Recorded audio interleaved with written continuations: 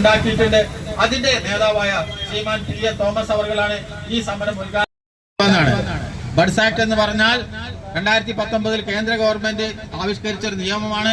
അത് സംസ്ഥാന ഗവൺമെന്റ് അത് എൻഡോഴ്സ് ചെയ്തിട്ടുണ്ട്, നടപ്പാക്കാൻ തീരുമാനിച്ചിട്ടുണ്ട്. അത് നടപ്പാക്കാൻ ഇതുപോലുള്ള സഹകരണ സ്ഥാപനങ്ങളിൽ നടപ്പാക്കണമെങ്കിൽ സംസ്ഥാന സഹകരണ രജിസ്ട്രാർ ഓഫീസിലെ അഡീഷണൽ രജിസ്ട്രാർ, അദ്ദേഹമാണ് അതിന്റെ റെഗുലേറ്റർ, അദ്ദേഹം കോടതിയിൽ പരാതി കൊടുക്കണം. പോലീസിന് കേസെടുക്കാൻ പറ്റൂല നേരിട്ട്. ഞങ്ങൾ 2024 10-ാം മാസം 22-ന് പരാതി കൊടുത്തത്. അപ്പൊ എത്രയും മാസം?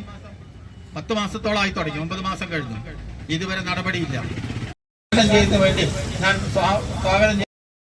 സഹകരണ ബാങ്കിന്റെ നിക്ഷേപക സംരക്ഷണ സമിതിയുടെ പ്രസിഡന്റ്, നിങ്ങൾ കൺവീനറാക്കിയാണ് സ്ഥാനപ്പെട്ടിരിക്കുന്നത്.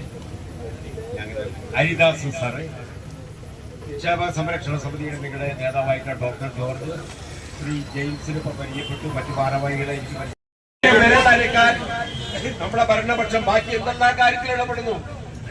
ഞാൻ ഒരു ഇടപെടൽ നടത്തിക്കൊണ്ട് ഇന്ന് വരെ പൈസ പോയവരുടെ പൈസ നിക്ഷേപക സംരക്ഷണ സമിതിയിലുള്ള 2555 കോടി രൂപ കഴിഞ്ഞ വർഷം കുത്തിവെച്ചിട്ടുണ്ട്. ഇതെന്തിനാ അടയ്ക്കാനാണ് വെച്ചിരിക്കുന്നത്?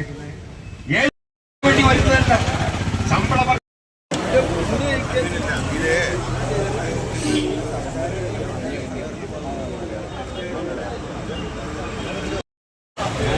സത്യാവന്മാരവരൊക്കെ